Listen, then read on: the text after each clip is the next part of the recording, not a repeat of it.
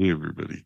Thanks for tuning back in to Spice of Life Studio to hear me, Breeder Steve, tell you some tall tales. And hopefully you'll find some amusement and some enlightenment. And Lord knows, maybe just kill some time with me here. Anyways, a lot of people say, when did you start Spice of Life Seeds? What was that all about? How did that get started? So here's my tale. I started growing my own as a young shrub back in Ontario, southwestern Ontario, around London, and very good farming around there for lots of things. It's really surrounded in farms, and I really enjoyed growing my own guerrilla style. There's a bit of a thrill to growing when you're first starting out, and even one plant was going to get you in real trouble back then. So it was very important to tuck the plants away where they wouldn't be seen, whether it's on a river bank or the back of a cornfield or somewhere. It was definitely a bit of a cat and mouse game to, you know, remain safe while you're doing it. So there's a lot of considerations. I thought, I would never put more than 3 plants out in one location, and I wouldn't put them side by side. And often I would just do one plant, but I would take the soil out one night and mix up, dig the hole, fill it in, put a little stick in the hole. I could find it again, whatever. I'd covered it over with the grass I'd dug out. And you'd come back the next day with the plant and stick it in there, little clone or seedling. And that was really the start of my growing, was little guerrilla plants here and there. And getting those off was always a real, pleasure. And some of the herb that we grew outside back there, not all of it by a long shot, but some of it to this day is among the best I've ever smoked. So I really love good outdoor. It's really, if it's the right plant in the right location in the right season, you can really hit magic. So that's where I started and became passionate about growing my own. I started doing that the late 80s, early 90s. It was kind of my just personal growing period. I would never sell the bud to anybody. They would always ask, why can I buy some of this? No, I'll share a joint with you while I see you, but you're not taking it with you because I can't replace it. It was really, really special. So I really was attached to growing my own, and I was really encouraging other people to, because I thought, all my friends that are paying $60 for a quarter every week, they should be growing their own and having bud like this, So I was really aiming to inspire my friends, and I would be very good about giving them all instructions. I basically made a 1-page instruction sheet and would give them all some seeds, because I got in the habit of seeding the bottom branch of favorite plants and not having seeds in the rest of the plant, but just having that one seeded branch at the bottom. And that kept me in a jar of seeds. If I gave 20 seeds to everybody I met, I would still have seeds left at these. You didn't want to talk to everybody about it either. But sharing the seeds was really a mission, and conserving them so we had something to plant that you liked, because there was nobody, you weren't able to really order seeds at the time, and they weren't selling them in shops, and clones weren't widely available at that time. The police would park out front of grow stores in barely marked cars, let's say, unmarked cars, but obviously there. So it was really a tight scene. And if you weren't saving your own seeds, you're always going to be trying something new, unknown. It's fun to try stuff, but if you've got something you like, you want it again sometime, right? So saving seeds was out of necessity. It facilitated a hobby, and it became, part of the adventure. So when I moved to Vancouver after university, part of the main reason I moved to Vancouver after university was I really loved growing my own, and that was the only province in Canada where they were giving growers fines rather than jail time. So I said, well, I want to grow my own no matter what career I get into. I want to grow my own. So I'm going to move out to BC, just a better vibe for me, that's fine. And of course, there's huge cannabis culture in BC at the time, and still is, of course, and before there was as well. But I moved out there in the fall of '94 with a Jeep load of harvest, which we were dragging out to dry in motel rooms across the country. Crazy. It was a miracle we made it almost, but it was a great thing to get out to BC, and I made a point of collecting clones from anybody that had clones. So I could just try out everything floating around Vancouver from different circles of friends. And I'd get my hands on any seeds as well. And there's lots of hippies there. So, people coming back from India and stuff. So you'd have some interesting seeds to try. I got growing a whole whack of plants out on my balcony that I collected the first year. And that was Broadway and U in Kitsilano. And I had a fairly big terrace, and I had it just covered in plants of all the different clones I'd collected. The one clone I'd collected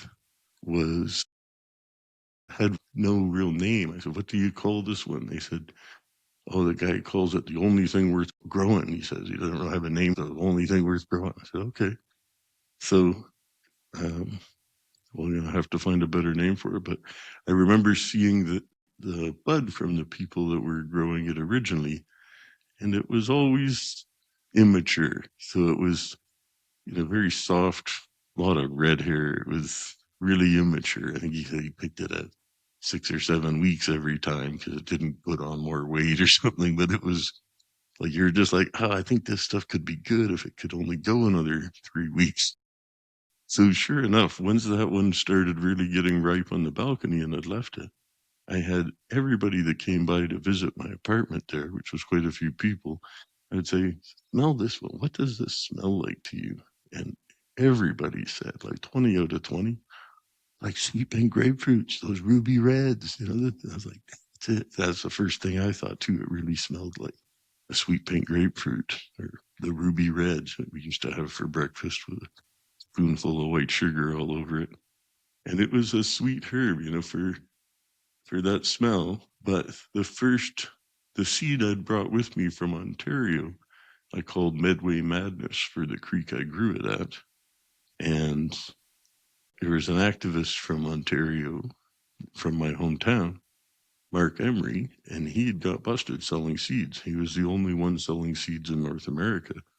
So I thought, well, I'm going to just go down and donate him a jar of these seeds if he wants to keep selling seeds. It's just a donation. So I went down and he said, oh, thanks.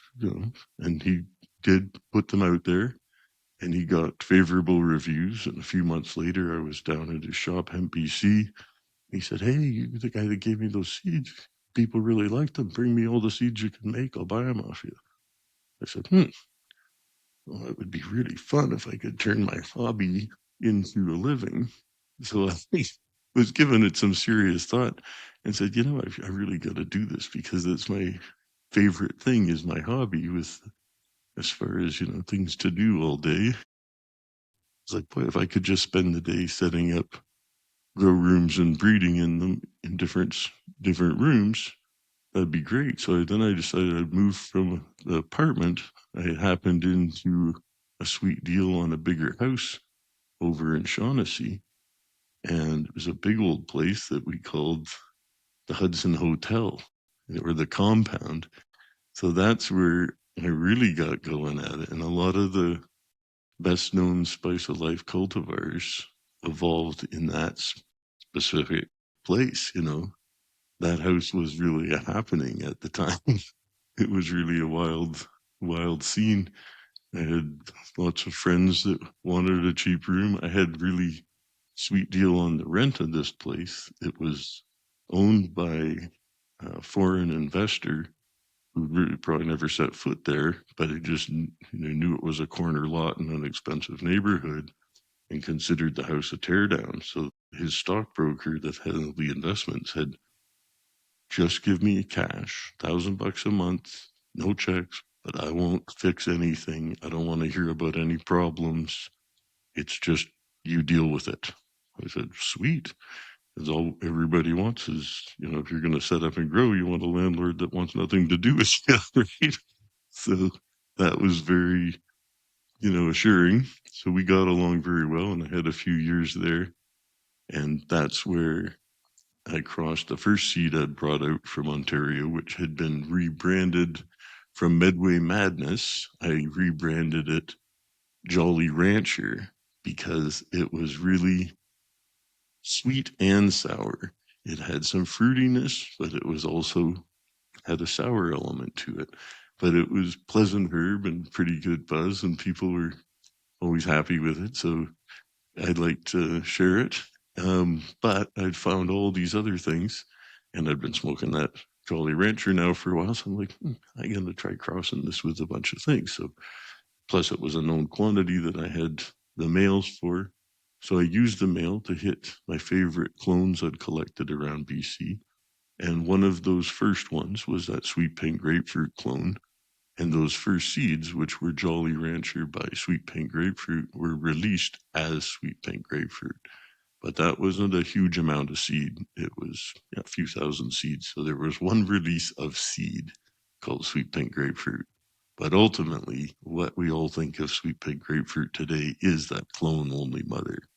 That is what's going on with that. And the next thing I hit it with was a clone I believed to be a big skunk male, but in retrospect, it was quickly apparent that it was actually an NL Hayes male because the guy that had brought me those cuttings, he wasn't too with it, and he'd picked them up from his friends, and he said, yeah, 20 clones minimum, which was pretty common. They're $5 a clone, so $100 you get a tray of 20 clones. So I said, well, sure, I'll take $100 for each, So he came over and brought me these 2 trays of clones. One of them was a plain black plastic tray. The other one was the same tray, but with some orange spray paint on it. And the guy says, I think this one with the orange is the big. And it was like, you don't know, do you? Really didn't know. So I kind of put the tags in with a little question mark on them.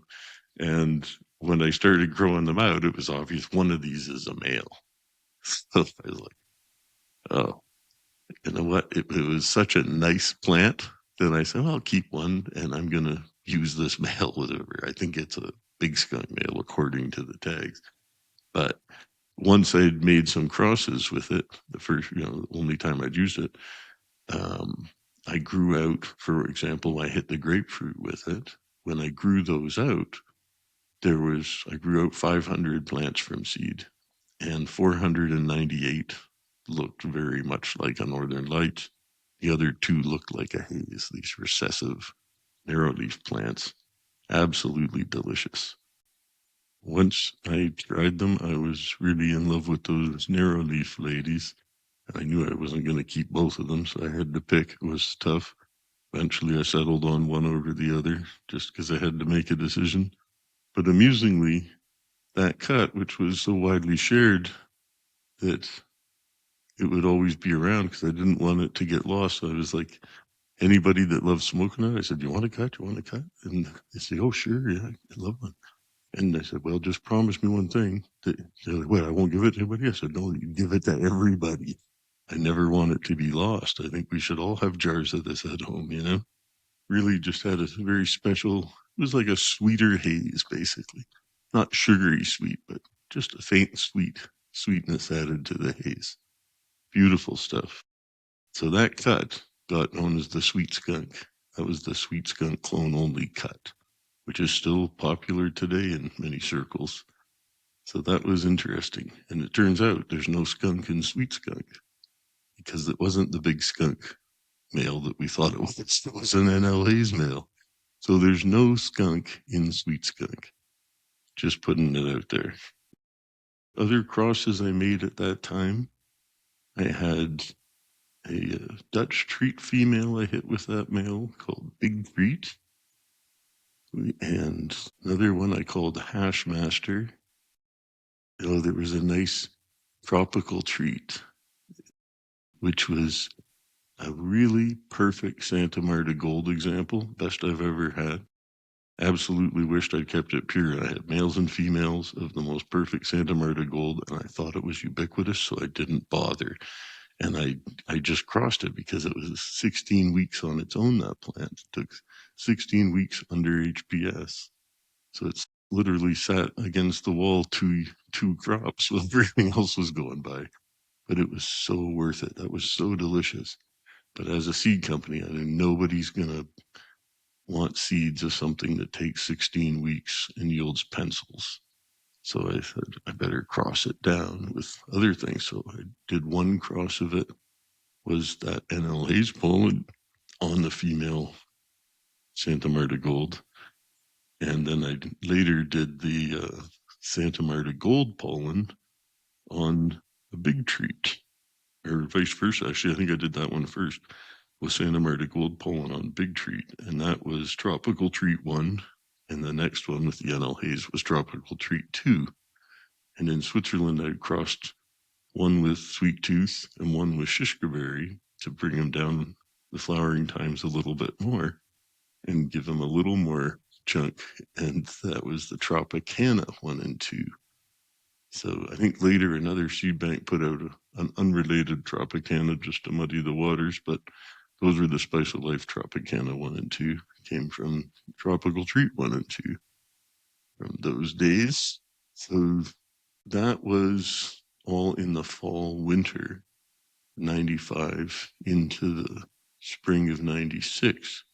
And in the spring of 96, we planted 1,500 seeds and into 1 or 2 gallon pots all through the backyard. And this backyard had no grass. It was all concrete, pebbled concrete around the pool. And this big old unworking empty pool, which artist friend Lincoln Clark's, famous photographer from Vancouver, came and painted concentric yellow and red circles in that pool and called it Fire and Water. But you can be sure from the sky it looked like a bullseye in my backyard. And we had 1,500 plants around in the summer in 96. And really I was just looking for the best male I could find that summer. And in the basement where I had 3 grow rooms and about 14,000 watt lights, as well as a jazz band practice area, just craziness. I said, well, I'm going to take my 5 favorite cuts I found in the last 2 years and have them all 2/3 of the way through flower by the middle of August, when I should have a nice male. And of all the lines I tested, a really outstanding one that was really unusual and very, very different was this blueberry line from DJ Short in Oregon. And I'd been given 5 seeds of it by Emery to try out. And 3 of them were females and 2 of them were males. And the 3 females were so scrappy runts that I didn't even let them finish flowering. I culled them because they were just trash, really, And one of the males was like that as well. It looked like those, but the other male, it looked totally different than the first 4 plants. And it had the darker green leaves that really curled over like the claw. And it had this most amazing, rich purple velvet color of a top. It's the only male top I ever smoked. For real. It was just so beautiful. And it was tight. It was like a compact purple cluster with this most amazing metallic resin. Like it shone like oiled chrome. Didn't look white. It didn't look milky or amber or clear. It was totally metallic. It just was stunning, the resin. And that plant smelled unmistakably like blueberry pie filling. I said, well, I'm going to use this male to hit my 5 favorites in the basement. And I really regretted not rejuvenating and saving a cut of that male because it was so outstanding. And I never had it again. We all start as a pollen chucker. Every breeder basically starts as a pollen chucker. You kind of have to, you find your way around. But I took that top off. I put it in a coffee cup in my kitchen. And a week or so later, I took it and I stuck it in my biggest bong bowl and pulled the whole thing in about one hit. It was probably a gram of male flower that was thoroughly resinous, thoroughly enjoyable. Like it tasted like it smelled like blueberry pie filling. It was really spectacular. And curiously enough, the first time I met DJ Short, he came to visit me in that house and saw that plant. He came into the backyard when I just selected it. And it was pretty funny, to see him looking at like, oh yeah, that's one of the good ones. So that was kind of funny. He was a super dude. So what else did I hit with that male? I hit that grapefruit. That became the sweet tooth. I had 2 Afghans that I liked that came from one friend that was, and that's actually Big Mike from Advanced Nutrients, actually. We'd swapped clones back then. He was up there at the time in Vancouver. And so he had this red and yellow, very commercial Afghan ones that were presumably the red one, presumably an M39. Yellow, I don't know. Yellow was like about a week longer, little taller and pointier, little frostier. But both of them have that Afghan smell and taste, which I really don't dig. It's not, I like it how it comes out as hash, and those plants are bred as hash plants. As flower, I'm not huge on the whole Afghanica thing, but it needed an injection of that blueberry fruit, which made it much more interesting. And I put those 2 lines together and released that as Shishkaberry. I hit that Dutch treat, and that became Blue Domino. And then I hit one from Corolla that became Plum Bud. So yeah, it was Plum Bud, Blue Domino, Shishkaberry, Sweet Tooth, and that was the 4 seeds that came out of that pollination. And they were really well received. And at that point, people had already liked the earlier releases, but they just kept getting more interesting, and people were really getting wild about them. And I had to, okay, these are moving quick. And I really wanted to try and stabilize the grapefruit as a seed because it was a clone only. If I was making selections out of seedlings and small plants, it would always be easier to tell them apart because the blueberry had solid purple stalks and the grapefruit was green or striations with red striations. I started a back crossing program to stabilize a seed resembling the grapefruit. So the first one was grapefruit blueberry was the initial cross. And then I was making F2s and back crossing to the grapefruit at the same time and continued keeping a couple lines. And I cubed it, which was the third back cross to grapefruit. While I was in Switzerland, I took over the BX2, I called it. In botanical terms, they typically use BC as abbreviation for back cross. But as I was in BC, and so many of the cultivars had BC in the names, BC hash plant, BC Kush, BC purple haze, whatever. There was too many things that said BC already. So I used BX was my new abbreviation for back cross. And it was funny because I've never seen a back cross in a seed catalog before that. But then after I started releasing my sweet tooth to grapefruit back crosses, it caught on. And now you see lots of seed companies doing back crosses, but also using BX, which some of them have called out. I've seen it a few times lately. People say, why did they say BX instead of BC like every other plant? I blame me for that for real. Because I made up the BX because I couldn't have BC twice on all these plant tags. So it just seemed more sensible to me. Anyway, that's what happened with that. So after having some issues dealing with Emery, I decided to stop supplying him. And I was at that time additionally supplying Kind Seeds and the Amsterdam Cafe. And those guys were doing okay. But I'd really started to shift my interest. So I'd set up a grow store where I manufactured aquaponic systems and Steve's Special Blend. So rather than making seeds my main thing, which it would have been great to do, but just wasn't viable at that point. If you're not getting paid for enough seeds, you can't really do it. So if the seeds were getting seized and you weren't getting paid, you had to find other ways to pay your rent. So I decided, to open a business to make aquaponic systems and to make Steve's Special Blend soil mix because people really loved my soil grown herb or my aquaponic herb. So I focused on that for a few years, which led to an invite on a consulting job to Switzerland with my friend Ed Rosenthal, who was also a guru of mine. I was very much into his Ask Ed column in High Times and his Grower's Guide with Mel Frank. And I was really happy to meet him when he would come up to Vancouver and we became friends. And yeah, we go way back. So we ended up on this trip to Switzerland together and had really an epic time. We'd visited these three brothers that had a company called Dorota, and they had 4 farms up in the Swiss German side.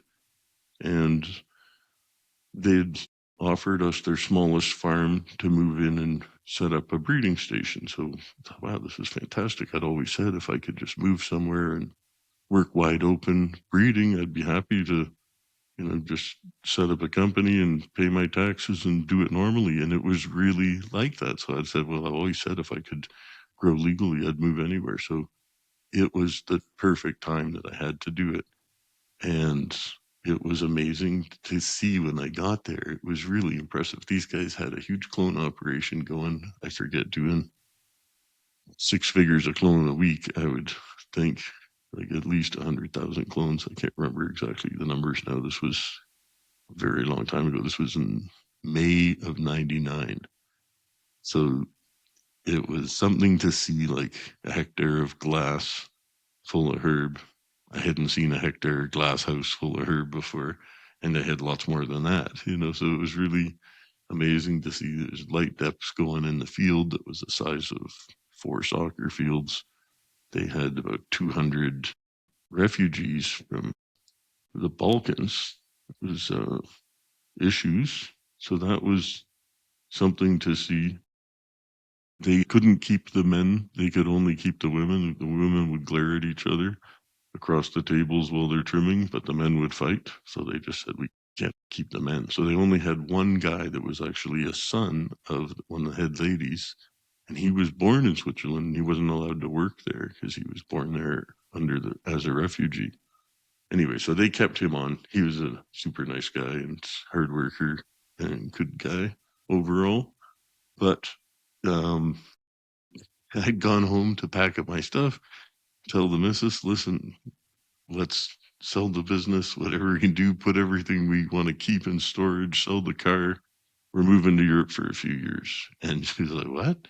Okay, well, it sounds like an adventure. And she was down. So that was cool. I went back over about a month before her and started there.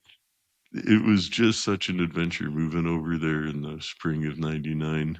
But the day before I was flying back, I got a fax from the 3 brothers canceling the deal because apparently, Ed had renegotiated, and I don't know what the truth of how it went down, but there was something that happened between them, and they called it off. So I was just like, well, fuck, what happened? And he said, don't worry, everybody wants to work with us. Just come over, just come over. So he came over, and he had some other people lined up for us to work with. And they said, okay, but before you get a breeding place set up, we want this giant clone factory. So I'm like, okay. So I have to do this the two of us designed it and we're supposed to take turns looking after it, but he ended up not coming back as often as he was going to. And I ended up not leaving as much as I was going to. But either way, we got the thing up and going. We got selling these, or sending the clones to the partners that bagged it, and they were letting them die. They didn't have anywhere to put them. I would send them up like 50,000 cuttings in a truck, and they were mint when they left, like absolutely mint. Trays of perfect cuts that we'd really picked through and only sent the best. They were absolutely flawless. And in a week, the one partner who they'd left in charge of them has left them on the floor of his garage with no lights. And in a week, they were all dead, all of them. And I was like, guys, and they're like, well, we'll try again. I was like, dude, you've got bills to pay down here. Everybody's mad at me because they're late getting paid, but you're supposed to be paying. So anyway, we ended up butting heads, and I took over the place and said, listen, if I can raise the money to pay off all your debts here, this place is mine. And in a year, I'll pay you back in weed what you've put into it so far. So you recoup everything you spent in a year. They said, absolutely, that would be great. So we're friends to this day. It worked out fine, and I paid them back in their herb in a year, and everybody was happy. So that was the start of my facility in Switzerland. So that spring, that evolved into a field from the initial warehouse, which had all been set up for clones. And I started to set up some flowering rooms to make seeds. Kept lots of clones, of course, kept lots of room for clones, but I didn't need that many because we couldn't sell that many. It wasn't any point to it. But the nice thing was, and this is something that is really important for people to understand, is it was legal, not licensed. That's a big difference. It was like tomatoes as far as growing goes. Now, selling or consuming, you couldn't sell hash, you couldn't sell a joint, but you could sell flowers because you might use it for something else. You might just keep it in your closet because you like the way it makes your sweater smell. So they called them sacchetti profumati or dufsakli. And these were the way that the Swiss kind of brushed off the neighbors because they knew if they let the Swiss grow unlimited amounts, there was no limit, there was no license. If you had space to plant, you just go ahead and plant. And that was that. And seeds, of course, totally legal. There's no drugs in seeds. And I had lots and lots of receipts for seeds sold. And I was getting employee tax rebates at the year end because we were classified as an export manufacturer. And we put out like 97% of our sales were declared exports, and seeds were legal in lots of countries in Europe. So we were making the seeds and selling them abroad. And yeah, it was ideal. That was really, the ideal at that point. But of course, like all good things, they tend to come to an end. That's a whole other story, which we will get into. But during the Swiss years, I released some other things. The Blockhead was one of note, and that was with a P19 from an old guy named Seuss that was from Oregon. He liked his birds. He was kind of a wild dude, Anyways, he had a BKS and P19 were kind of his two big things, I think. And a BKS was a big Korean skunk, and a product or Project 19. I can't remember what the story was with it, but it was very different herb, and he'd really grown his own family of herbs up. But it was all kind of psychotic and a bit like him that way. Like it was one of those ones that people get weird sometimes with, it was a bit strong. You might a little paranoia inducing for many, or sometimes. So it was kind of a funny one, but it had a very unusual type of resin as well. It had a sandiness to it, but it was also like glue. It was some of the first bubble I'd pulled that when I put it on 25 micron for as water hash. And when I'd put it on 25 micron to dry out on cardboard, it was the first one that was like just gluing to the cardboard underneath it. It was really weird. It had a strong vinyl nose. Smelled like a fresh blow up doll. It was just so astringent. And man, that was a racy high. But I crossed it with the same EX2P1, which was a sweet tooth male chosen from the second back cross seeds. That was the one I used to father the Sweet Tooth 3 and Sweet Tooth 4, but it also used that one to hit the P19, and that made the Blockhead. I called it Blockhead because it had a very flat top, and the buds in the greenhouse, they would kind of look like an upside down 2-liter pop bottle, just with that big flat crown of it, but big, thick, spongy buds. Like it was a bit fluffy, a little bit on the fluffy side, but really racy. And I did a dry farmed one clone of it that I stuck out behind the greenhouses because when I planted the greenhouse one time, there was just one clone left in the trace. I was like, I'm just going to go stick that at the back of the pasture just here out behind the greenhouse. Stuck it in the ground. I never watered it or fed it or anything. It was actually my favorite one to smoke because it had such a smooth character and much smaller flowers. It was amazing to see how much tinier the flowers were with absolutely, just whatever nutrition was sitting in that soil on its own. But in the greenhouses, they were well fed and very much a different creature. But different stuff. Anyway, the Blockhead, it made the rounds largely because of the potency, I think, more than the flavor. And I never saw, this was long before the days of lab shopping because people maybe could get it tested if they knew somebody in a university or whatnot, but it wasn't legal for anybody really to be growing it. Maybe tolerated in the medical sense back then in California and a few more progressive places. Never saw a COA of it under 30. All the COAs I saw of it from other people, and those were the first COAs I ever saw because I never used to get my stuff tested. There wasn't anywhere to test it.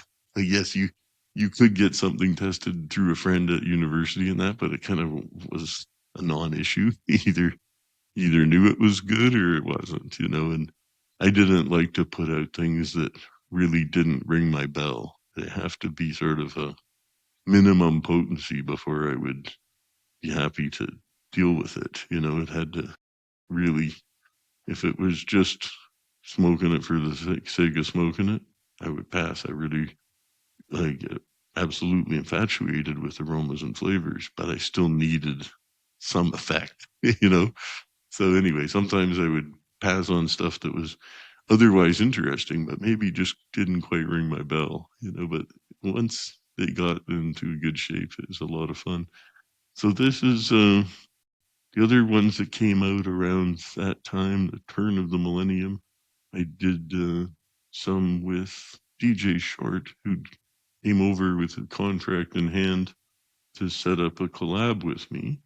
And we didn't do a lot of volume of seeds because we were just getting started at it by the time I shut down. But we got a couple runs of Blue Satellite out. We did a Blue Satellite moonshine rocket fuel. I called them the joint project. I said, well, whatever I do collabs of, I'll just call the joint project. So the joint project number one was with DJ Short. And then I never did another joint project one after that. I just thought, well, we'll just leave that as the joint project. But the Blue Satellites were very well received. There was a Blue Satellite 1. These were his contribution from his end was the Blueberry Sativa, which were very old seeds, and they were a different line than the Blueberry Indicas, which I had used. The male was a Blueberry Indica that I'd used on Sweet Tooth and Shishkaberry, and these were a little taller, little pointier, and not super strong, but such a unique flavor and really an amazing qualities to the hash. I remember making hash from it that looked like tiger's eye. You could see beams of golden light into the piece. You could see bubbles in the piece. So I was making a lot of hash for myself back then because, seed crop still has a lot of resin on it. And there's no way I'm selling it as a bud at the end of the day. There's always exceptions to the rule, but there's, the idea is you break up all the bud to get the seeds out. So you can keep every resin gland you grew. And if you've got a nice 40 by 100-foot greenhouse full of seeds, maybe 4 different types of females or something, you're going to have some nice hash to play with from those. And then even when we did sense runs in the greenhouses, we would harvest the tops because we would grow small plants. One of the keys I find to good growing in greenhouses is not growing monster plants. I just don't get it. If I can put a high number of plants that are smaller and don't require the veg time, you can just keep turning over the crops. So with light deprivation, you could do 3 crops a summer there in roughly the 6 months, right? So the light deprivation, huge, huge help if you're at higher latitudes and you want multiple crops. My partner that had that greenhouse before I'd met him, he'd taken me to see it the year before, and his greenhouse was chock full of tall plants, and they're all grown into the plastic. And he's like, "Oh, I'm gonna have 100 kilos in here." I said, "No, you're not. You're gonna have a problem in here." And sure enough, as soon as they got deep into flower, they just all molded. He barely salvaged 10% of the thing. But I said, wait. The number one rule of thumb in greenhouse growing is never to finish your crop with more than a quarter of the cubic space taken up. So you'd rather have lots of airflow and lots of airflow that can absorb water, that can take water away. If your humidity just grows and grows in there, it's never a problem until the flowers are fat, and filling in is always a problem right in the last couple of weeks. So anyway, I showed him, better way to do it. He saw, oh, you're right, this totally works. And now we're in 3 crops with no mold, or maybe the last one hit or miss because of the weather in October. In the summer crops, absolutely no problem at all.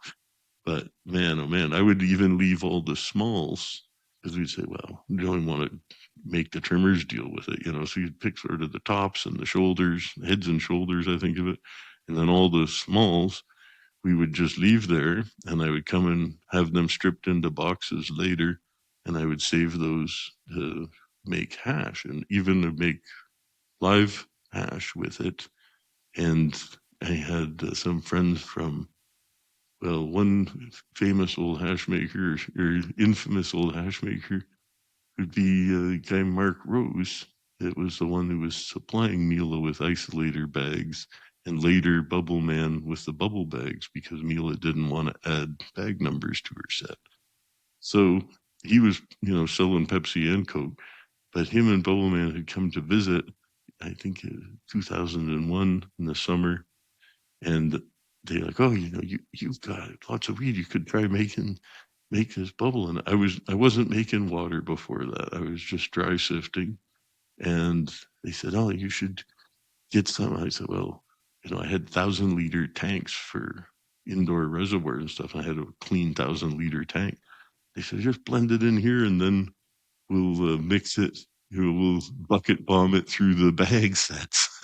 So we'd be tipping it over. It was like, 3-person job because we didn't have a drain on the big tank or anything. But it was, and they'd sent me out and said, "Oh, you're going to have to get a electric motor, like an electric outboard to spin this," which is way too much. It's overkill. So you take an electric motor with fresh green live bud, and you're making a green slurry pretty quick. That's not how you make good hash. But we were all learning at that point with the water. It wasn't so widely done. So I mean, they used that damn every $2,500 for that motor, and we used it once. It was just sat there, brand new motor, brand new battery. I was like, I don't know what I'll ever do with this. Anyway, the thing was, those guys didn't have anywhere to experiment with hash making at scale, you know. And it wasn't a question of we're posting videos of it. Making hash was definitely frowned upon. So it wasn't like we were trying to take credit for it at the time, you know. But either way, that was kind of a fun launch into ice hash making. And my partner had quit smoking pot. He smoked pot when I met him, but he'd quit smoking pot. He'd had some health issues, and that was fine. He got better and said, "Hey, you know, I'm better now, but I still just not smoking." So I said, "Can I keep all the smalls for hash?" He's like, "Yeah, yeah, all the hash is yours." You know, I was like, "Sweet." So I remember I ended up hiring two people on my own personal payroll just to make hash for me after that first year because I had so many bags of smalls and trim to pull bags of. We had the 20-liter bags, I think 2 or 3 sets going, and I had the two people washing them 5 days a week. And I would still stop like for something really special, like, oh, I've got to run this blueberry sativa line myself. Let me make a quick dip with this. And I would do like a 30-second wash and just quick rinses for some of them to just see how creamy they could come out and have the translucent pieces. So it was absolutely a pleasure to have the hash to play with. But yeah, that was really how Spice of Life got going and how it evolved. Later, we'll tell you some more about the Swiss times and how it all crumbled because it got to be untenable in about 2000, the fall of 2002. It became time to move on, and I moved to the south of Spain, which we'll have some other stories about. And I look forward to sharing some more with you guys. Thanks a lot for your time, and I appreciate you reminiscing with me here. Enjoy the rest of your day. Bye.